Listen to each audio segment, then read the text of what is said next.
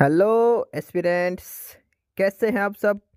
कैसी तैयारी चल रही है आप सबकी। आई होप सब अच्छे से पढ़ाई कर रहे होंगे, सबकी तैयारी अच्छी चल रही होगी। Aspirants, welcome to our YouTube channel knowledge hub. Knowledge hub में आपका एक बार फिर से स्वागत है।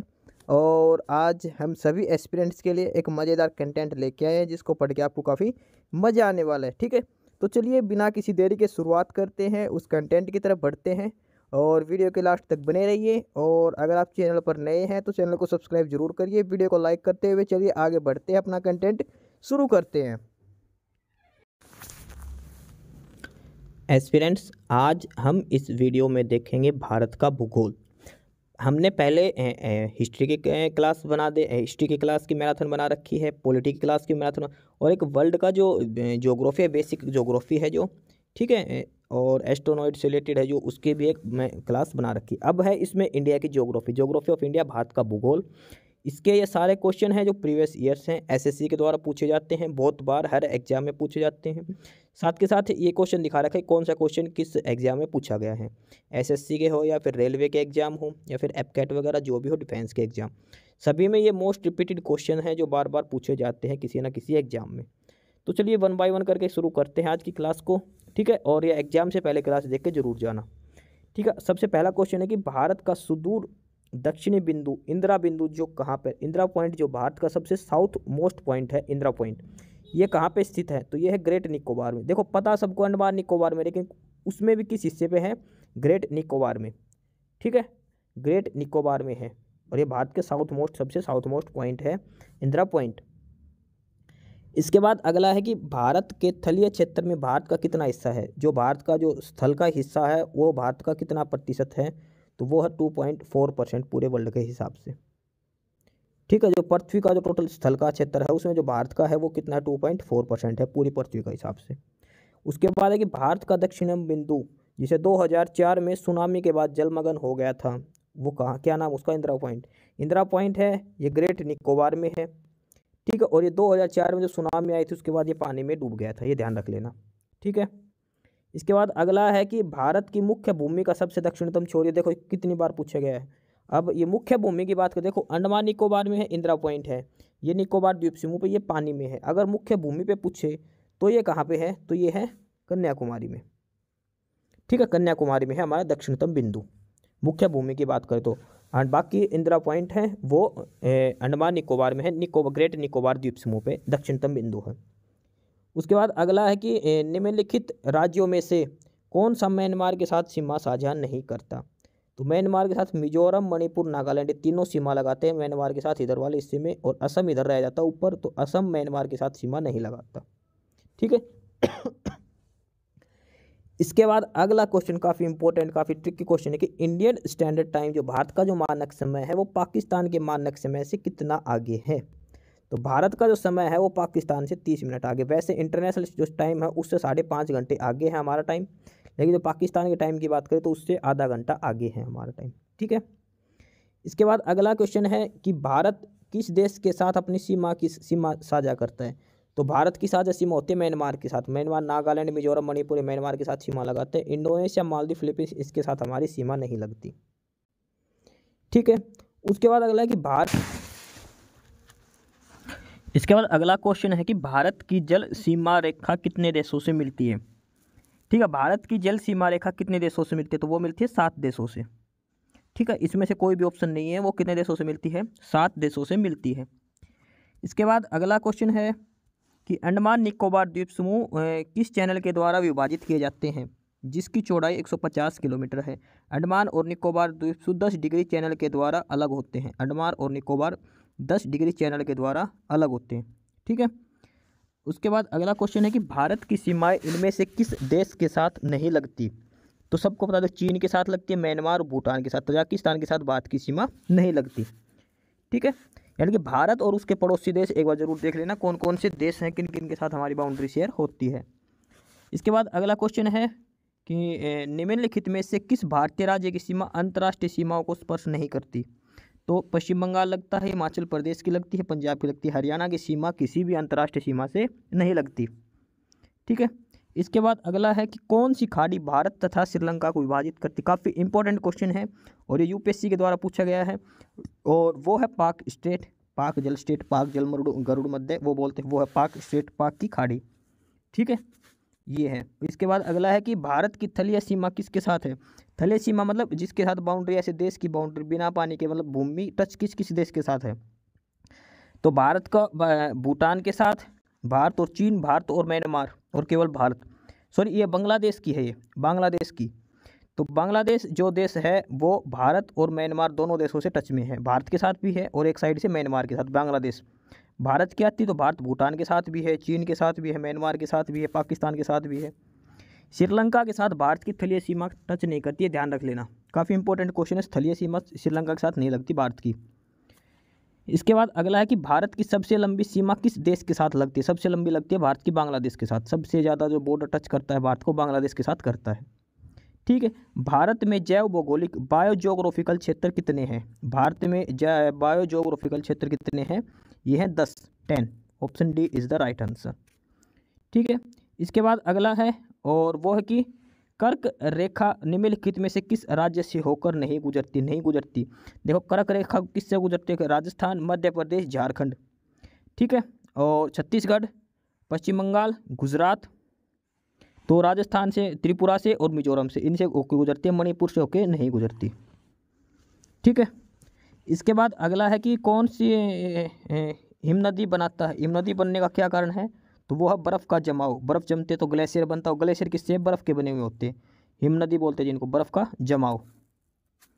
ठीक है, इसके बाद अगला है कि एक पर्वत श्रृंखला जो भारतीय प्रायद्वीप के तट के पश्चिम के लगभग समानांतर चलती है और दुनिया के जैव विविधता के 8 सबसे आकर्षक केंद्र में से एक है, इसको भारत के महान ढलान भी कहा जाता है। कौन सी एक ऐसी पर्वत श्रृंखला है जो भारतीय प्रायद्वीप के पश्चिम तट के लगभग समानांतर, पश्चिम तट में है तो कौन सा हो गया, पश्चिमी घाट। भारत के पश्चिम तट में कौन सा है, पश्चिमी घाट है। ठीक है, इसके बाद है कि माउंट एवरेस्ट की चोटी समुद्र सतल से लगभग कितने ऊपर है, तो ये है 29,000। ठीक है, इसके बाद है कि निम्नलिखित में से भारत का सबसे बड़ा ग्लेशियर कौन सा है, तो भारत का सबसे बड़ा ग्लेशियर है सियाचिन ग्लेशियर। सियाचिन ग्लेशियर भारत का नहीं, विश्व का सबसे ऊंचा ग्लेशियर है सियाचिन ग्लेशियर। ठीक है, निम्नलिखित में से क्या नेपाल के मुख्य शतलाकृति देशों का हिस्सा नहीं है। नेपाल का पूछा है, नेपाल के मुख्य शतलाकृति देशों का हिस्सा नहीं है, तो इसका आएगा दक्कन। दक्कन का पठार है, भारत के बीचों बीच है। ठीक है, इसके बाद अगला है कि अरावली की पहाड़ियों की सबसे ऊंची चोटी कौन सी है। अरावली की पहाड़ी, और इसका है गुरु शिखर, ये राजस्थान में है। अरावली पहाड़ियों की सबसे ऊंची चोटी है गुरु शिखर। ठीक है, इसके बाद अगला है कि माउंट एवरेस्ट कहाँ स्थित है, तो माउंट एवरेस्ट नेपाल में है। माउंट एवरेस्ट नेपाल में है, ये ध्यान रख लेना, भारत में नहीं है, नेपाल में है। इसके बाद अगला क्वेश्चन है कि भारत के मुख्य पर्वतों की रेंज में से इनमें से कौन सा पर्वत सम्मिलित नहीं है, यानी कि इनमें से कौन सा पर्वत जो भारत में नहीं है। तो अरावली की पहाड़ियाँ भारत में है, सतपुड़ा भारत में, विंध्य है, और हिंदकुश ये अफगानिस्तान में, हिंदकुश भारत में नहीं है, तो इसका ऑप्शन हो जाएगा ए। दक्षिण भारत की सबसे ऊंची चोटी कौन सी, बहुत बार पूछा गया क्वेश्चन, बहुत बार, और ये दक्षिण भारत की सबसे ऊंची चोटी है अनाईमुडी। अनाईमुडी है, और ये जहाँ पे पूर्वी घाट और पश्चिमी घाट दोनों मिलते हैं वहाँ पे है ये, वैसे तो वेस्टर्न घाट में आती है। अनाईमुडी दक्षिण भारत की सबसे ऊंची चोटी है। ठीक है, नीलगिरी की पहाड़ियों पर है ये अनाईमुडी शिखर। इसके बाद अगला है कि निम्न कौन सी श्रृंखला भारत की प्राचीनतम, तो भारत की सबसे पुरानी श्रृंखला अरावली की। अरावली की जो श्रृंखला वो भारत की सबसे पुरानी श्रृंखला मानी जाती है। उसके बाद है कि माउंट कंचनजंगा पर्वत क्या है। कंचनजंगा, कंचनजंगा है हिमालय विश्व का तीसरा सबसे ऊंचा पर्वत। कंचनजंगा जो पर्वत है ये हिमालय का तीसरा सबसे ऊंचा पर्वत है, विश्व का तीसरा सबसे ऊंचा पर्वत विश्व का। ठीक है, इसके बाद गुरु शिखर क्या है, तो गुरु शिखर जो अरावली जो पर्वत है, जो पर्वतमाला की सबसे ऊंची चोटी है, उसका नाम है गुरु शिखर, ये राजस्थान में। ठीक है, इसके बाद अगला है कि निम्नलिखित में से कौन सा भारत का सबसे बड़ा रेगिस्तान है। भारत का पूछा है। ठीक है, भारत का है थार रेगिस्तान। विश्व का सबसे बड़ा है सहारा रेगिस्तान, भारत का सबसे बड़ा है थार रेगिस्तान। गोबी रेगिस्तान है तो मरुस्थल में, गोबी तो भारत में है ही नहीं। ठीक है, उसके बाद ये कच्छ है, ये गुजरात में है। इनमें से किस राज्य के एक हिस्से में थार मरुस्थल नहीं है। थार मरुस्थल फैला हुआ तो किस राज्य के टच में नहीं है, तो गुजरात, पंजाब और हरियाणा के सारे टच में है थार मरुस्थल इधर से, और ये इधर हिमाचल प्रदेश है भारत के, तो यहाँ पे थार मरुस्थल नहीं है। हिमाचल प्रदेश में तो मरुस्थल ही नहीं है। ठीक है, तो हिमाचल प्रदेश इसका आंसर हो जाएगा ऑप्शन सी।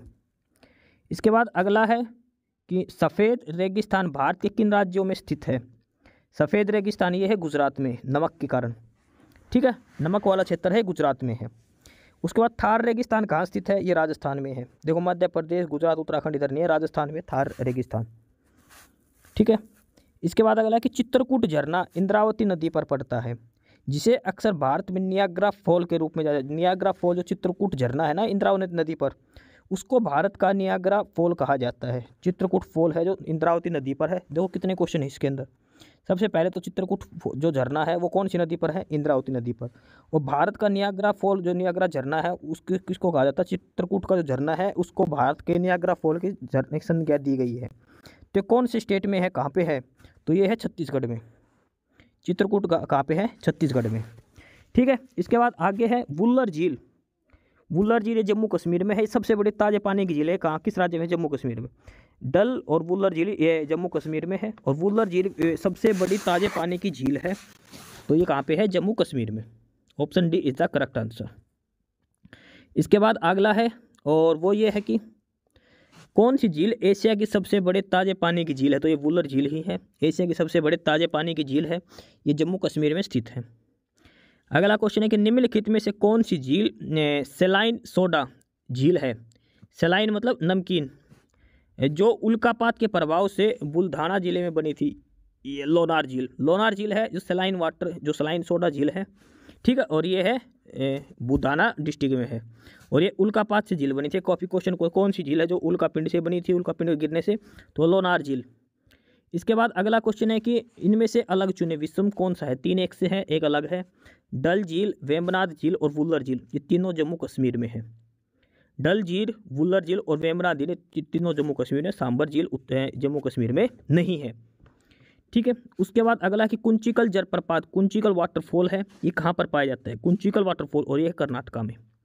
कुंचिकल जलप्रपात ये कर्नाटका में स्थित है, कर्नाटका स्टेट में है कुंचिकल जलप्रपात, कुंचिकल वाटरफॉल, ठीक है। इसके बाद अगला क्वेश्चन है कि इनमें से किस झील का निर्माण या विकास दक्कन के बेसाल्टिक चट्टान यानी कि क्रिटेशियन युग पर बड़े उल्कापिंड के गिरने से प्रभाव हुआ था। तो वो क्वेश्चन फिर आ गया, उल्कापिंड गिरने से कौन सी जो झील का निर्माण हुआ था, वो थी लोनार झील, जो सेलाइन सोडा वाटर की झील है, सेलाइन वाटर। भारत में मीठे पानी की सबसे बड़ी झील कौन सी है। क्वेश्चन नंबर 40 है, भारत में मीठे पानी की सबसे बड़ी झील कौन सी है, और ये है वुल्लर झील। सबसे ताज़े पानी की, सबसे मीठे पानी की जो झील है जम्मू कश्मीर की वुल्लर झील है, एशिया की सबसे बड़ी झील है मीठे पानी की।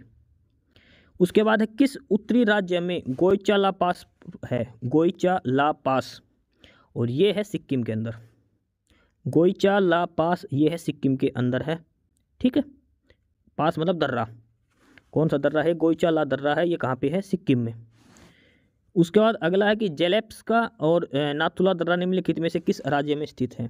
जेलेप्ला और नाथुला दर्रा, और ये है सिक्किम राज्य में। जेलेप्ला और नाथुला दर्रा ये भी कहाँ पे है, सिक्किम में, सिक्किम में है जेलेप्ला और नाथुला दर्रा। उसके बाद अगला कि दादरा नगर हवेली की राजधानी क्या है। दादरा नगर हवेली की राजधानी है सिलवासा, ठीक है। दादरा नगर हवेली की राजधानी क्या है, सिलवासा। नागालैंड की राजधानी क्या है, नागालैंड की राजधानी है कोहिमा, नागालैंड की राजधानी कोहिमा, ठीक है। उसके बाद मिजोरम की राजधानी, मिजोरम की राजधानी इम्फॉल, ठीक है। लक्षद्वीप की कवरत्ती, मेघालय की शिलोंग, और त्रिपुरा की अगरतला, ठीक है, और मणिपुर की इम्फाल। ये अलग अलग स्टेट की राजधानी देख लेना एक बार। सबसे ज़्यादा तो यूटी की पूछते हैं, यूनियन टेरिटरी की। उसके बाद अगला क्वेश्चन है कि इनमें से कौन से केंद्र शासित प्रदेश दमन द्वीप की राजधानी है। दमन और द्वीप की राजधानी क्या है, दमन। आंध्र प्रदेश की राजधानी क्या है, आंध्र प्रदेश की पहले हैदराबाद थी, तो अब तेलंगाना की राजधानी हो गई हैदराबाद, और आंध्र प्रदेश की राजधानी है अमरावती। इसके बाद है निम्नलिखित में से किसे अरेबियन सी, अरब सागर की रानी कहा जाता है। अरब सागर की राजधानी किसे कहा, कोचीन। ये अब जो यूपी पुलिस कांस्टेबल का एग्जाम जो कैंसिल हो गया उसमें भी पूछा गया था, अरब सागर की रानी किसे कहा जाता है, कोचीन को, ठीक है। नेत्रिनी द्वीप कहाँ पर स्थित है, नेत्रिनी द्वीप कहाँ पर स्थित है, और ये है लक्षद्वीप में। नेत्रिनी द्वीप कहाँ पर स्थित है, लक्षद्वीप में। उसके बाद अगला क्वेश्चन है, इनमें से अलग चूज करना है, इनमें से कौन सा अलग है। अगरतला त्रिपुरा की राजधानी है, नागालैंड की राजधानी कोहिमा, मेघालय की शिलोंग, लेकिन त्रिपुरा एक स्टेट है, ये बाकी 3 राजधानी है। वर्ष 2014 में किस राज्य का 2014 में कौन सा राज्य बना था? तेलंगाना। तेलंगाना राज्य कब बना था? 2014 में। इसके बाद किस भारतीय शहर को गुलाबी कहा जाता है, सिटी कहा जाता है, गुलाबी शहर, पिंक सिटी कहा जाता है जयपुर को। ठीक है, पिंक सिटी किसे कहा जाता है? जयपुर को। जम्मू कश्मीर की ग्रीष्मकालीन राजधानी क्या है? तो ग्रीष्मकालीन है श्रीनगर। ठीक है, उसके बाद अरुणाचल प्रदेश की राजधानी क्या है? अरुणाचल प्रदेश की राजधानी है ईटानगर। असम की दिसपुर, त्रिपुरा की अगरतला, मेघालय की शिलोंग। ठीक है, इसके बाद अगला क्वेश्चन है और वे है लक्षद्वीप सागर को और किस नाम से जाना जाता है? तो ये है लक्षद्वीप सागर। लक्षद्वीप सागर का दूसरा नाम क्या है? लक्षद्वीप सागर। भारतीय राज्य तथा केंद्र शासित प्रदेश कितने समुद्री तट से संबंधित है? मतलब कितने राज्य और केंद्र शासित प्रदेश ऐसे हैं जो समुद्री तट से? 5 तो केंद्र शासित प्रदेश हैं, 5 और 9 राज्य है जो समुद्री तट से संबंधित है। ठीक है, 9 राज्य और 5 केंद्र शासित प्रदेश। इसके बाद अगला है कि निम्नलिखित में से कौन सा द्वीप लक्षद्वीप से संबंधित नहीं है? लक्षद्वीप से संबंधित कौन सा? देखो, लक्षद्वीप की राजधानी होगी, एक तो कवरत्ती यही है, एक मिनिकोय वो लक्षद्वीप का दूसरा ही है, और एक अमिनी द्वीप है, लक्षद्वीप है। नील है, ये लक्षद्वीप पर नहीं है, नील एक नदी है, नील नदी का नाम है। निम्नलिखित में कौन सा क्षेत्रफल के मामले भारत का सबसे बड़ा केंद्र शासित प्रदेश है? क्षेत्रफल के हिसाब से भारत का सबसे बड़ा केंद्र शासित प्रदेश है अंडमान निकोबार द्वीप समूह, क्षेत्रफल के हिसाब से। ठीक है, उसके बाद अगला है कि मदुरई शहर किस नदी के तट पर स्थित है? मदुरई शहर, मीनाक्षी देवी टेम्पल है वो मदुरई में है, और ये किस शहर में है? ये वेगई शहर में। मदुरई शहर किस नदी के किनारे है? वेगई नदी के किनारे स्थित है, वेगई नदी के किनारे स्थित है। कौन सा भारतीय राज्य अधिकतम संख्या के अन्य भारतीय राज्यों के साथ अपनी सीमाओं को साझा करता है? तो वह असम। असम अपने आसपास के जो नॉर्थ ईस्ट के सभी स्टेट हैं सभी से टच अपनी बाउंड्री शेयर करता है असम। ठीक है, इसके बाद अगला क्वेश्चन है कि नील नदी द्वीप माजुली द्वीप कहाँ पे है? ये असम में है, और ये ब्रह्मपुत्र नदी के द्वारा बनाया जाता है माजुली जो द्वीप है। ठीक है, तो ऑप्शन डी हो जाएगा इसका। इसके बाद अगला क्वेश्चन है कि कौन सा भारतीय शहर मोतियों के शहर के रूप में जाना जाता है? क्योंकि एक समय यही केवल बड़े हीरे और प्राकृतिक मोतियों का वैश्विक केंद्र बताया जाता था। किस भारतीय शहर को मोतियों का शहर कहा जाता है? यह है हैदराबाद। हैदराबाद को क्या कहते हैं? मोतियों का शहर। ठीक है, इसके बाद अगला है कि नीचे दिए गए नदियों की जोड़ियों में से कौन सी नदी भारत के दक्षिण भाग में बहती है? तो दक्षिण भाग में बहने वाली नदी है कावेरी और गोदावरी। कावेरी और गोदावरी नदी ऐसी है जो भारत के दक्षिण भाग में बहती है, दक्षिण भारत में बहती है कावेरी और गोदावरी। ठीक है, इसके बाद है अद्वितीय प्रतियोगात्मक शहर ऑरोविले कहाँ स्थित है? तो ये एक्सपेरिमेंटल सिटी है, ये है पुडुचेरी में। ठीक है, ऑरोविले कहाँ स्थित है? पुडुचेरी में। गोदावरी नदी किस राज्य से होकर नहीं गुजरती? तो देखो, साउथ में से गुजरती है गोदावरी, तो महाराष्ट्र, छत्तीसगढ़, आंध्र प्रदेश से जाते, गुजरात से होकर नहीं गुजरती गोदावरी नदी। उसके बाद झेलम, चिनाब और रावी ये किसकी सहायक उपनदियां हैं? तो ये है सिंधु नदी की, झेलम, चिनाब और रावी। ठीक है, इसके बाद अगला है इलाहाबाद में जो त्रिवेणी संगम है 3 नदियां मिलती हैं, तो कौन सी नदी भूमिगत नदी है? तो वो है सरस्वती। भूमिगत नदी का मतलब ऐसी है कौन सी नदी जो लुप्त हो चुकी है, तो भूमिगत नदी है वो सरस्वती नदी है। कृष्णा नदी विवाद किन किन राज्यों के बीच में है? आंध्र प्रदेश, महाराष्ट्र और कर्नाटक, 3 स्टेटों के बीच में कृष्णा नदी का विवाद। तमिलनाडु का इससे कोई लेना देना नहीं है कृष्णा नदी विवाद से। ठीक है, आंध्र प्रदेश, महाराष्ट्र और कर्नाटक का। बांग्लादेश में प्रवेश करने के बाद गंगा को किस नाम से जाना जाता है? गंगा क्या नाम हो गया? पद्मा। गंगा को किस नाम से जाना जाता है? पद्मा नाम से। ठीक है, गंगा का दूसरा नाम क्या आंध्र प्रदेश में? पद्मा नाम से। प्रणहिता नदी, पेनगंगा और दूसरी नदी और वेनगंगा के जल के साथ गोदावरी नदी की सबसे बड़ी सहायक नदी कौन सी है? यह है वर्धा। वर्धा नदी, वेनगंगा, पेनगंगा ये गोदावरी की सबसे बड़ी सहायक नदियां हैं। ठीक है, वर्धा नदी और वेनगंगा ये गोदावरी की सबसे बड़ी सहायक नदियां हैं। कौन सी नदी अमरकंटक की पहाड़ी से निकलती है? अमरकंटक की पहाड़ी से निकलती है यमुना नदी। नर्मदा नदी है, ये अमरकंटक की पहाड़ियों से निकलती है। नर्मदा नदी अमरकंटक की पहाड़ियों से निकलती है। कालिंदी किस नदी का दूसरा नाम है? यमुना नदी का दूसरा नाम क्या है? कालिंदी। ठीक है, कालिंदी किसका नाम है? यमुना नदी का दूसरा नाम है कालिंदी। इसके बाद अगला क्वेश्चन है और वो है कि निम्नलिखित में से किस नदी का उद्गम स्थल तिब्बत में है? कौन सी नदी तिब्बत में से शुरू होती है? वो है ब्रह्मपुत्र। तिब्बत में से बहने वाली नदी का उद्गम स्थल है वो है ब्रह्मपुत्र नदी है, जो तिब्बत से शुरू होती है। ठीक है, इसके बाद क्वेश्चन नंबर 74 है, निम्नलिखित में से कौन सा कथन भारतीय नदियों के विषय में सत्य नहीं, यानी कि कौन सा कथन ऐसा जो भारतीय नदियों के बारे में गलत है। हिमालय नदियाँ सदाबहार है, हाँ ये सदाबहार यानी कि हमेशा बहती रहती है, जो हिमालय से जो नदियाँ शुरू होती है। प्रायद्वीपीय नदियाँ मौसमी होती है, सही बात है, जो प्रायद्वीपीय हिस्से में होती है वो बारिश के मौसम में ही फ्लो करती है, जब उनमें पानी होता है, अदरवाइज वो फ्लो नहीं करती, खत्म हो जाती है। हिमालय नदी बहुत छोटे डेल्टा का गठन करते हैं, नहीं, हिमालय से निकलने वाली नदियाँ में बहुत से कंकर वगैरह होते हैं और बहुत बड़े डेल्टा का निर्माण करती है। ठीक है, ऑप्शन सी इसमें गलत है। इसके बाद है कि प्रायद्वीप नदियों में पानी की मात्रा कम होती है, सही बात है, क्योंकि प्रायद्वीप नदियाँ मौसमी होती है, कभी कभी ही बारिश के मौसम में ही ये बहती हैं, इसलिए इनमें पानी की मात्रा भी कम होती है। ठीक है, इसका आंसर हो जाएगा सी।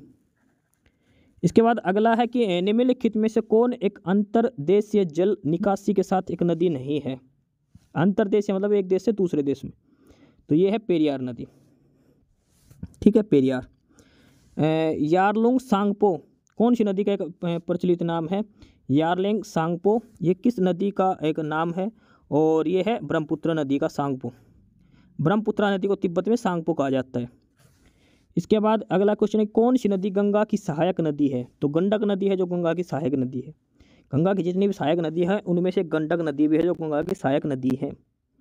भारत सरकार ने भारत में कितनी नदियों को प्रमुख नदियों के रूप में वर्गीकृत किया गया। तो 12 नदियां हैं जो भारत की प्रमुख नदियों के रूप में जाना जाता है जिनको।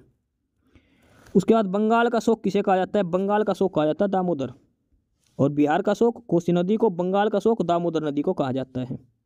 ठीक है, निम्नलिखित नदियों में से कौन सी नदी पश्चिमी घाट से निकलती है। काफ़ी इंपॉर्टेंट क्वेश्चन। पश्चिम घाट से बहने वाली नदी कृष्णा नदी है। नागार्जुन सागर जो डैम है वो कृष्णा नदी के ऊपर बना हुआ है, कृष्णा नदी पश्चिमी घाट से बहती है। ठीक है, बंगाल का शोक दामोदर नदी को कहते हैं और बिहार का शोक कोसी नदी को कहा जाता है। ठीक है, इसके बाद अगला है कि कौन सी नदी अरब सागर में नहीं मिलती। अरब सागर में देखो नर्मदा, ताप्ती और पेरियार तीनों अरब सागर में आके गिरती है इधर, और महानदी है ये इधर बंगाल की खाड़ी में आती है, तो महानदी अरब सागर में नहीं गिरती। भारत की दूसरी सबसे लंबी नदी कौन सी है, वो है गोदावरी। भारत की दूसरी सबसे लंबी नदी कौन सी है, गोदावरी। इसके बाद अगला है कि भारत की सबसे लंबी नदी कौन सी है जो समुद्र में प्रवाहित नहीं होती। तो यमुना नदी। यमुना नदी समुद्र में जाके नहीं मिलती है। ठीक है, इसके बाद अगला कि कौन सी सिंधु नदी की सहायक नदी नहीं है। सिंधु की सहायक नदी कौन सी है। व्यास, सतलुज और रावी ये तीनों सिंधु की सहायक नदी है। चंबल सिंधु की सहायक नदी नहीं है। क्वेश्चन नंबर 85, किस नदी को दक्षिण गंगा कहा जाता है। दक्षिण गंगा किसे कहा जाता है, गोदावरी नदी को। दक्षिण गंगा गोदावरी नदी को कहा जाता है। गोदावरी नदी दक्षिण गंगा के नाम से जानी जाती है। नर्मदा नदी का उद्गम स्थल ये अमरकंटक की पहाड़ियों से निकलती है नर्मदा नदी। ठीक है, उसके बाद अगला है कि निम्नलिखित में से कौन सी गंगा की सहायक नदी नहीं है। गंगा की सहायक नदियाँ जो भी है उनमें से कौन सी है गंगा की सहायक नदी नहीं है। तो यमुना भी है, कोसी भी है और गोमती नदी भी है। मानस नदी है गंगा की सहायक नदी नहीं है। ब्रह्मपुत्र नदी निम्नलिखित में से किस देश से होकर प्रभावित नहीं होती। ब्रह्मपुत्र नदी है चीन से, भारत से बांग्लादेश में चली जाती है, लेकिन नेपाल में ब्रह्मपुत्र नदी का कोई कनेक्शन नहीं है नेपाल से। ठीक है, तिब्बत से होती है, तिब्बत, चीन से भारत से बांग्लादेश, और इधर खत्म हो जाती है लास्ट में आके, लेकिन ये नेपाल में नहीं जाती। इसके बाद अगला है कि भारत का सबसे पुराना डैम कौन सा है, सबसे पुराना बांध कौन सा है। तो यह है कल्लानाई का, ग्रैंड अनीकुट कल्लानाई डैम है जो सबसे पुराना डैम है भारत का। प्रयागराज में जो त्रिवेणी संगम है, 3 नदियाँ मिलती हैं, तो इसमें किसका संगम आ जाता है। तो 3 नदियों का। प्रयागराज में त्रिवेणी मतलब 3 नदियों का संगम प्रयागराज में। कोयना बांध किस राज्य में स्थित है। काफ़ी इंपॉर्टेंट क्वेश्चन। महाराष्ट्र में। कोयना बांध कहाँ पे है, महाराष्ट्र में। कोयना बांध कहाँ पे स्थित है, महाराष्ट्र में। 70 वर्ग किलोमीटर का क्षेत्र घेरता है। इसे विश्व के प्राचीनतम पानी नियंत्रण वाली रेखाओं में से एक माना जाता है।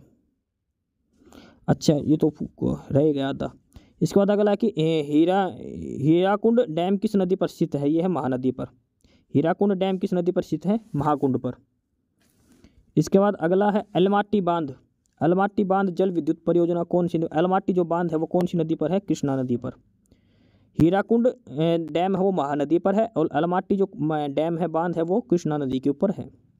शरावती पन बिजली घर परियोजना, शरावती हाइड्रो इलेक्ट्रोलिक प्रोजेक्ट किस स्टेट में है? कर्नाटका में। कौन सी नदी पर है? शरावती नदी के ऊपर ही है ये, ठीक है। नदी का नाम शरावती ही है और ये किस स्टेट में है? कर्नाटका में है। हीराकुंड बांध है जो हीराकुंड, वो कौन सी नदी पर बनाया गया है? वो महानदी पर है, ठीक है। अभी कर लिया ये। निम्नलिखित बिजली घरों में से कौन दामोदर घाटी परियोजना के साथ जुड़ा हुआ है? दामोदर नदी घाटी का दुर्गापुर, चंद्रपुर और मैथन, ये 3 है जो दामोदर नदी घाटी परियोजना से जुड़े हुए हैं। उसके बाद अगला है कि तुंगभद्रा जो बहुउद्देश्य परियोजना है, किस नदी की उपनदी के तट पर स्थापित किया गया? तो कृष्णा नदी की उपनदी है, तुंगभद्रा नदी है, और उस पर ही तुंगभद्रा मल्टीपर्पज परियोजना शुरू की गई है। अगला है कि जायकवाड़ी परियोजना जो कि सबसे बड़ी सिंचाई परियोजना है, किस नदी पर स्थित है? जायकवाड़ी परियोजना, और ये किस नदी पर स्थित है? यह है गोदावरी नदी पर। जायकवाड़ी परियोजना किस नदी पर स्थित है? गोदावरी नदी पर स्थित है, ठीक है। इसके बाद क्वेश्चन नंबर 100 है, और ये है कि कोसी नदी जिसको बिहार का शोक कहा जाता है, नियंत्रण और सिंचाई परियोजना कहाँ पे स्थित है? तो ये बिहार में ही है। कोसी नदी कहाँ पे है? बिहार में। काली मिट्टी के लिए सर्वाधिक उपज नकदी फसल कौन सी है? काली मिट्टी किसके लिए उपयोग? कपास के लिए। काली मिट्टी का क्वेश्चन बहुत बार आता है। कपास के लिए कौन सी मिट्टी जरूरी है? काली मिट्टी। काली मिट्टी में कौन सी फसल सबसे अच्छी होती है? कपास, ये ध्यान रख लेना। काली मिट्टी का किससे संबंधित है? कपास से। उसके बाद अगला है कि दक्षिण पश्चिमी मानसून, साउथ वेस्ट जो मानसून है वो किस महासागर किस वजह से उत्पन्न होता है? तो ये हिंद महासागर में उत्पन्न होता है। साउथ वेस्ट मानसून आता है, ये हिंद महासागर से आता है, ठीक है। उसके बाद अगला है कि मृदा के अध्ययन को क्या कहा जाता है? जो मिट्टी का अध्ययन करते हैं उसको कहते हैं भूमि विज्ञान। इसके बाद अगला है कि बारिश के तुरंत बाद उत्पन्न हुई मिट्टी में जो खुशबू होती है उसको क्या कहते हैं? जैसे बारिश हो गई तो उसके बाद मिट्टी में जो खुशबू आती है उसको क्या कहा जाता है? उसको बोलता है पेट्रीचर, ठीक है। इसके बाद अगला क्वेश्चन है कि अधिकांश कौन सी मिट्टी रेत और गाद द्वारा नदियों तथा समुद्री लहरों द्वारा जमा किए जाते हैं? तो ये होती है जलोढ़ मिट्टी है जो नदियों और लहरों के द्वारा निर्मित की जाती है। उसके बाद अगला क्वेश्चन है कि तमिलनाडु, ओडिशा और छोटा नागपुर तथा मेघालय के छोटे हिस्सों में पाए जाने वाली मिट्टी का रंग लाल होता है। कौन सी मिट्टी का रंग लाल होता है? जो कृषि के लिए उपयुक्त नहीं है। तो कौन सी मिट्टी है? लेटराइट मिट्टी है जिसमें आयरन अधिक होता है और ये खेती के लिए उपयुक्त नहीं मानी जाती, ठीक है। लेटराइट मिट्टी, इसमें आयरन की मात्रा अधिक होती है, इस वजह से इसका रंग लाल होता है। रेंगुर मिट्टी किसको कहा जाता है? काली मिट्टी को दूसरा नाम क्या है? रेंगुर मिट्टी, ठीक है। इसके बाद अगला है कि सभी प्रकार की मिट्टी के गठन और किसके मूलभूत सामग्री है? किसका जो मिट्टी का जो गठन है चट्टान के चट्टान की मूलभूत सामग्री होती है। ग्रेट उत्तरी समतल भूमि में किस प्रकार की मिट्टी पाई जाती है? तो वो होती है गंगा नदी से लाई हुई, और ये एलुवियल मिट्टी बोलते हैं, एलुवियल सॉइल बोलते हैं। Option A, alluvial soil. Bharat के कुछ भागों में मिट्टी का रंग लाल होने का क्या लाल रंग किसकी वजह से होता है? फेरिक ऑक्साइड, यानी कि आयरन की वजह से। आयरन किसमें होता है? फेरिक ऑक्साइड आयरन का ही एक वो है और इस वजह से मिट्टी का रंग लाल हो जाता है। कपास के लिए काली मिट्टी को क्या जो होती है? काली मिट्टी का दूसरा नाम क्या है? रेगुड़ मिट्टी, ठीक है। रेगुड़ मिट्टी डै भी बोल देते हैं, रेगुड़ भी बोल देते हैं। रेगुड़ और रेगड़ काली मिट्टी को कहा जाता है। भारत में कपास की फसल कहाँ हो जाती है? काली मिट्टी में। लाल मिट्टी पर खेती करना कठिन है क्योंकि इसमें आयरन होता है और इसकी वजह से इसमें क्या हो जाता है? ये जल धारक क्षमता पानी को अच्छे से अवशोषित नहीं कर पाती, ठीक है। इस वजह से इसमें खेती करना आसान नहीं है। कौन सा न्यूनतम पोरस है, यानी कि कौन सी मिट्टी में सबसे कम छिद्र होते हैं? तो वो है चिकनी मिट्टी में, ठीक है। तभी चिकनी मिट्टी में बहुत जल्दी स्लिप होते हैं। क्रिकेट का बल्ला बनाने के लिए किस लकड़ी का प्रयोग किया जाता है? तो विलो का। क्रिकेट का बल्ला बनाने के लिए किस लकड़ी का प्रयोग किया जाता है? विलो का, ठीक है। नेक्स्ट क्वेश्चन है 116। भारत के किस राज्य में सर्वाधिक वन क्षेत्र है? किस स्टेट में सबसे ज़्यादा वन है? और वो है मध्य प्रदेश में। किसमें है? मध्य प्रदेश में। हुलुक गिबन नामक जानवर कहाँ पाया जाता है? हुलुक गिबन नामक जानवर ये पाया जाता है अरुणाचल प्रदेश में। भारत में सर्वाधिक व्यापक वनों के प्रकार कौन से? सबसे ज़्यादा वन कौन से हैं? पर्णपाती वन। कौन से सबसे ज़्यादा वन है भारत में? पर्णपाती वन। बड़े पैमाने पर केसर का उत्पादन कहा जाए, केसर का उत्पादन कहाँ होता है? केसर का उत्पादन होता है जम्मू कश्मीर में। जम्मू कश्मीर में इसके बाद नेक्स्ट क्वेश्चन है कि बागवानी रिपोर्ट में पूर्ण उत्पादन मूल्य के अनुसार कौन सा भारतीय राज्य सर्वाधिक आम उत्पादक राज्य है? और वो है उत्तर प्रदेश। सबसे ज़्यादा आम किस स्टेट में होते हैं? उत्तर प्रदेश में। ऑप्शन ए इसका सही आंसर हो जाएगा, ऑप्शन सी उत्तर प्रदेश। अगला क्वेश्चन है 121, निम्नलिखित में से कौन सा गैर खाद्य फसल है? वो फसल जो खाई नहीं जाती, और वो तेल बीज गन्ना कॉफ़ी, वो तीनों ठीक है, फाइबर की फसलें हैं जो गैर खाद्य फसल है, जो खाने पीने की फसल नहीं है। कौन सा भारतीय राज्य कच्चे रेशम का उच्चतम उत्पादन, जो कच्चा रेशम है वो किस इंडियन स्टेट में सबसे ज़्यादा होता है? अपने देश के किस स्टेट में कच्चे रेशम की उत्पादकता सबसे अधिक है? तो वो कर्नाटका में। किसमें होती है? कर्नाटक में। Option C is the correct answer. इसके बाद अगला क्वेश्चन है कि भारत का कौन सा राज्य जूट का सबसे बड़ा उत्पादक है? जूट सबसे ज़्यादा भारत के किस स्टेट में होती है? जूट होती है पश्चिम बंगाल में। ठीक है, जूट सबसे ज़्यादा किस में होती है? पश्चिम बंगाल में। और देश पूछे तो बांग्लादेश। विश्व का सबसे ज़्यादा क्षेत्रफल कौन सी फसल उगाता है? यानी कि कौन सी फसल ऐसी है जो विश्व में भारत सबसे ज़्यादा उगाता है वो फसल? तो वो है गेहूँ। गेहूँ जो वर्ल्ड में है उसमें सबसे ज़्यादा एरिया के हिसाब से बात करें तो भारत गेहूँ का उत्पादन सबसे ज़्यादा करता है पूरे वर्ल्ड में, क्षेत्रफल की दृष्टि से। उसके बाद है किस राज्य में केसर उगाया जाता है? तो केसर वाला क्वेश्चन अभी रिपीट हुआ है, और केसर सबसे महंगा होता है, और ये होता है जम्मू और कश्मीर में। ठीक है, भारत के टॉप पर जम्मू कश्मीर में केसर राज्य का उत्पादन किया जाता है। इसके बाद अगला कि राष्ट्रीय बागवानी बोर्ड की रिपोर्ट जिसका शीर्षक है बागवानी संबंधित आंकड़े एक नज़र में, इसके अनुसार भारत में सेब सबसे ज़्यादा कहाँ होते हैं? तो सेब भी कहाँ होते हैं? जम्मू कश्मीर और या हिमाचल प्रदेश में। ठीक है, तो जम्मू कश्मीर में सबसे ज़्यादा, पहले पे जम्मू कश्मीर में सेब सबसे ज़्यादा होते हैं। उसके बाद है कि निम्नलिखित में से कौन सा कथन सही है? तो देखो, खरीफ फसलें सर्दियों की फसलें नहीं, खरीफ की फसलें ये होती है गर्मियों में, रबी फसलें ये होती है सर्दियों में। सरसों एक रबी की फसल है, गेहूँ रबी की फसल है। Option C is the correct answer. देखो, खरीफ की फसलें हैं वो होती है गर्मियों के अंदर, जैसे ज्वार हो गया, बाजरा हो गया। ठीक है, रबी की फसलें हैं वो सर्दियों में होती हैं, और रबी की फसलें जैसे गेहूँ, सरसों, चना, ये सब रबी की फसलें हैं। ठीक है, उसके बाद सरसों भी क्या है? एक रबी की फसल है, गेहूँ एक रबी की फसल है।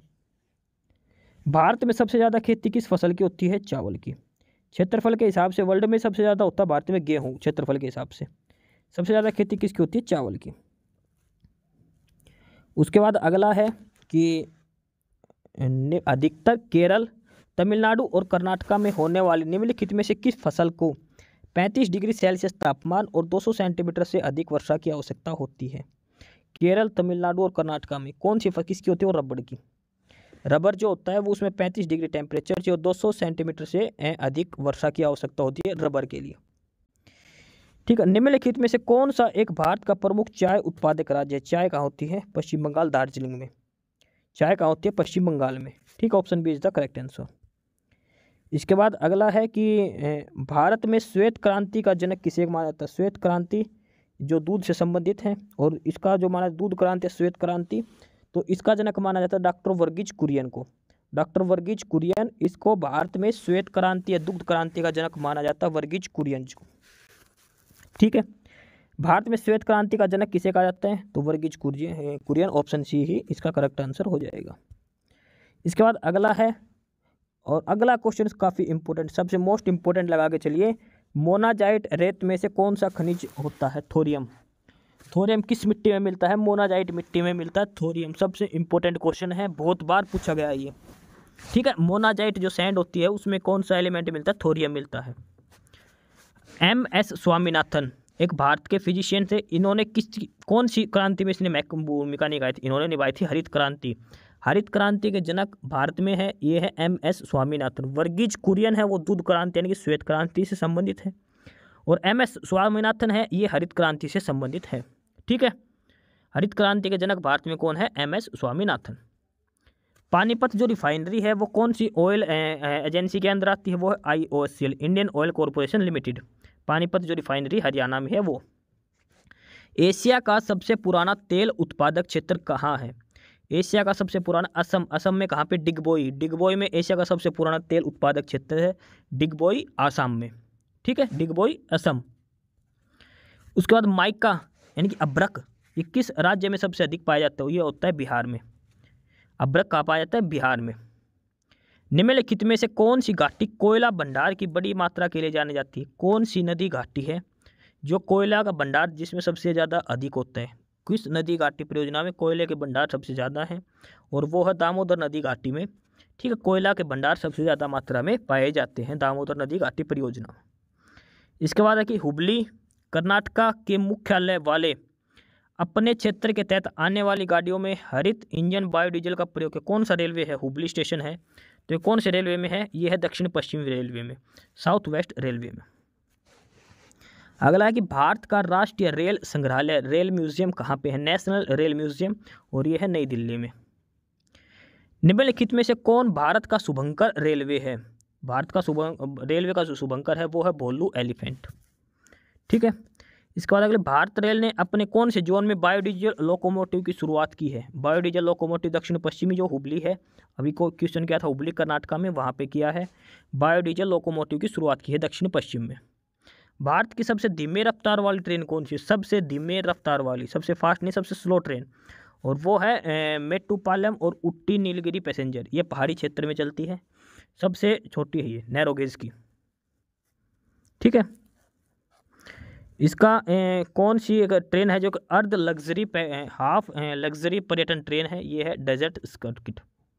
ठीक है, ये बाकी तो फुली लग्जरी है, ये हाफ लग्जरी है डेजर्ट सर्किट। भारतीय रेलवे की अंतर्राष्ट्रीय पर्यटक ब्यूरो सुविधा कहाँ पे उपलब्ध नहीं है? तो चेन्नई, सिकंदराबाद, बेंगलुरु में उपलब्ध है, त्रिवेंद्रपुरम में नहीं है। ठीक है, इसके बाद अगला कि जबलपुर मध्य प्रदेश स्थित रेलवे जोन मुख्यालय का नाम बताइए जो सभी मानव रहित रेलवे क्रॉसिंग को खत्म करने में भारत का पहला रेलवे जोन बन गया है। तो वो है पश्चिमी मध्य railway, west central railway. Bharat की सबसे लंबी दूरी की जो रेलगाड़ी है किन के स्टेशनों के मध्य चलती है? असम के डिब्रूगढ़ से कन्याकुमारी तक चलती है। असम के डिब्रूगढ़ से कन्याकुमारी तक सबसे लंबी ट्रेन है ये। निम्नलिखित में से किस रेलगाड़ी का इंजन विश्व का सबसे पुराना भाप इंजन है? और ये है फेरी क्वीन। भाप इंजन फेरी क्वीन, ये हरियाणा के रेवाड़ी स्टेशन जंक्शन पे है फेरी क्वीन। भारतीय रेल द्वारा एक परीक्षण के आधार पर, ये फेरी क्वीन है, ये सुल्तान मूवी थी जो सलमान खान की, उसमें भी दिखाई गई है। ठीक है, जिसमें वो रेस लगाता है उसके साथ। भारतीय रेल द्वारा एक परीक्षण के आधार पर पेश किए जाने वाले हाइब्रिड वैक्यूम टॉयलेट, ये कौन से किसके लिए किए जाते हैं? हाइब्रिड वैक्यूम टॉयलेट, और ये होते हैं बायो शौचालय, बायो टॉयलेट होते हैं हाइब्रिड वैक्यूम टॉयलेट। भारतीय रेलवे के कितने जोन हैं? 18 जोन हैं। डीजल लोकोमोटिव वर्कशॉप कहाँ पर है? डीजल लोकोमोटिव वर्कशॉप ये है वाराणसी में, ऑप्शन सी वाराणसी। ठीक है, इसके बाद अगला है कि भारतीय रेलवे ने आरक्षण प्रणाली किससे डिजाइन किया है? जो भारत में जो टिकट बुक करते हैं तो वो करते हैं क्राइस ने, CRIS, जो हम ऐप डाउनलोड करते हैं वो भी CRIS से बनी होती है। ठीक है, भारतीय रेलवे नेटवर्क कितने स्टेशन जोड़ते हैं? लगभग 8000 रेलवे स्टेशन को जोड़ता है। भारत की सबसे लंबी रेल सुरंग कौन सी है? रेल सुरंग ये है पीर पंजाल। पीर पंजाल रेल सुरंग भारत की सबसे लंबी रेल सुरंग है। भारतीय रेलवे बोर्ड अधिनियम किस वर्ष पास हुआ था? ये हुआ था 1905, option A is the correct answer. ठीक है, option A is the correct answer. निम्नलिखित रेलगाड़ियों में कौन सी भारत के सबसे लंबे रेल मार्ग पर चलती है? तो ये है विवेक एक्सप्रेस, जो असम के डिब्रूगढ़ से कन्याकुमारी तक चलती है, विवेक एक्सप्रेस। ठीक है, विवेक एक्सप्रेस। निम्नलिखित में से कौन भारतीय रेलवे का एक जोन नहीं है? देखो, south east central, east central, और ये है नॉर्थ ईस्ट, ये EWR कोई भी जोन नहीं है। ईस्ट वेस्ट रेलवे कोई भी नहीं है। ईस्ट वेस्ट दोनों अपोजिट डायरेक्शन हो, जब डायरेक्शन का मैच ही नहीं हो रहा आपस में तो जोन कैसे बनेगा? ठीक है, मिशन रफ्तार किस प्रोजेक्ट से जुड़ा है? ये रेल यातायात से। मिशन रफ्तार किससे है? रेल यातायात से। निम्नलिखित बंदरगाह में से कौन सा एक नदी तटीय रिवर साइन बंदरगाह है? कौन सा एक ऐसा बंदरगाह जो रिवर साइन है? ये है कोलकाता। ठीक है, रिवर लाइन बंदरगाह है, ये कौन सा है? कोलकाता। ठीक है, कौन सा देश बंदरगाह विहीन देश? ऐसा कौन सा देश है जहाँ पे एक भी बंदरगाह नहीं, एक भी पोर्ट नहीं है? तो वही देश जो समुद्र के किनारे नहीं है। तो कजाकिस्तान एक लैंडलॉक कंट्री है, इसका समुद्र से दूर दूर तक कोई कनेक्शन नहीं है, चारों तरफ इसके देश ही देश है। इस वजह से कजाकिस्तान में एक भी बंदरगाह नहीं है, एक भी पोर्ट नहीं है। ठीक है, सौर ऊर्जा द्वारा पूर्ण रूप से संचालित विश्व का सर्वप्रथम हवाई अड्डा कौन सा है? तो वो है कोचिन एयरपोर्ट। कोचिन एयरपोर्ट ऐसा है जो सौर ऊर्जा से संचालित है। अगला क्वेश्चन है कि कंपनी इंटरग्लोब एविएशन जिसने हाल में अपना IPO लॉन्च किया था, किसका नियंत्रित, कौन सी एयरलाइन है जो इंटरग्लोब एविएशन का एक हिस्सा है? तो ये है इंडिगो। कुडनकुलम परमाणु संयंत्र, काफ़ी इंपॉर्टेंट क्वेश्चन है, कुडनकुलम, और यह है तमिलनाडु में। कुडनकुलम कहाँ पे है? ये है तमिलनाडु में। उसके बाद है कि निम्नलिखित में से कौन सा बिजली उत्पादक का एक पर्यावरण के अनुकूल ढंग नहीं है? बिजली उत्पादन पर्यावरण को जो नुकसान है, तो सोलर ऊर्जा से सही है, कोई फर्क नहीं पड़ता। जैव अपशिष्ट से कोई फर्क नहीं पड़ता। हवा से जो विंड एनर्जी है उससे भी कोई फर्क, लेकिन जो थर्मल एनर्जी है जो कोयले से पैदा होती है वो पर्यावरण को नुकसान पहुंचाती है, तो पर्यावरण के अनुकूल ढंग का नहीं। कौन सा? Thermal power. भूटान की राजभाषा क्या है? जोंगखा। जोंगखा भूटान की राजभाषा क्या है? जोंगखा। कुडनकुलम, ये फिर से आ गया, कुडनकुलम कहाँ पे है? तमिलनाडु में। 2015 में अंटार्कटिका में स्थापित, जो भारत ने रिसर्च स्थापित किया था वो है भारती। अंटार्कटिका में क्या है? भारती नाम का। तमिलनाडु और श्रीलंका में सामान्य कौन सी बोली बोली जाती है? तमिलनाडु और श्रीलंका में तमिल बोली जाती है। सबसे ज़्यादा कौन सी बोली जाती है? तमिल। भारतीय कृषि अनुसंधान ICAR का मुख्यालय कहाँ पर स्थित है? ICAR, इसका मुख्यालय कहाँ पे है? नई दिल्ली में। 2015 के अंत तक भारत में अंटार्कटिका में कितने अनुसंधान किए थे? अंटार्कटिका में 3। और यह कि विषम अलग क्या है इसमें से? Silicon valley, silent valley, Indus valley, Damodar valley. तो सिलिकॉन वैली इसमें से अलग है। ठीक है। इसके बाद Tata institute of fundamental research, ये कहाँ पे है? मुंबई में। टाटा इंस्टीट्यूट का कहाँ पे है? मुंबई में। तो ये क्वेश्चन है 172, ये इंडिया की ज्योग्राफी है। ठीक है, इंडिया और इंडिया के आसपास जो कंट्री है, भारत की कहाँ का बाउंड्री है, ये सारी क्वेश्चन है। ये इंडियन ज्योग्राफी के वो क्वेश्चन है जो रिपीटेड क्वेश्चन है, SSC या फिर रेलवे एग्जाम में बार बार पूछे गए हैं। घुमा फिरा के इन्हीं क्वेश्चनों को बार बार ज्योग्राफी में पूछा जाता है। तो आप जो भी एग्जाम देने जाए उससे पहले इस क्लास को देख के जरूर जाए। ठीक है, 170 अप्रोक्स क्वेश्चन है। उसके अलावा 160-70 क्वेश्चन उसके हैं जो सिंपल ज्योग्राफी है वर्ल्ड की ज्योग्राफी में। ठीक है, तो इस हिसाब से कोई 350 के अप्रोक्सीमेट एक क्वेश्चन है जो बार बार रिपीट होते हैं ज्योग्राफी से। इन्हीं क्वेश्चनों को घुमा फिरा के पूछा गया हर एग्जाम में। ठीक है, तो ये ज्योग्राफी की क्लास है, आप इसको जरूर करके जाए कोई भी आप SSC का एग्जाम देने जाए। एस्पिरेंट्स, यही था आज की इस वीडियो में आपके लिए। ठीक है, और बाकी अगर कुछ नहीं समझ में आया या कुछ पूछना हो या फिर किसी स्पेसिफिक टॉपिक पे पूछना हो, वीडियो बनवानी हो, तो आप कमेंट बॉक्स में कमेंट कर सकते हैं। ठीक है, बाकी आप हमारा चैनल नॉलेज हब को सब्सक्राइब जरूर करें, अपने फ्रेंड्स को रिकमेंड करें और वीडियो को लाइक करें, शेयर करिए, जुड़े रहिए हमारे साथ। मिलते रहेंगे आपके साथ रोज़ रोज़ नए कंटेंट के साथ, नई अपडेट्स के साथ। ठीक है, और चैनल को शेयर जरूर करें अपने फ्रेंड्स के साथ। एक बार फिर से जो एस्पिरेंट्स, जो कैंडिडेट्स नए हैं, वो चैनल को सब्सक्राइब जरूर करें, अपने चैनल नॉलेज हब। ठीक है, मिलते हैं नई अपडेट्स के साथ, तब तक के लिए बाय।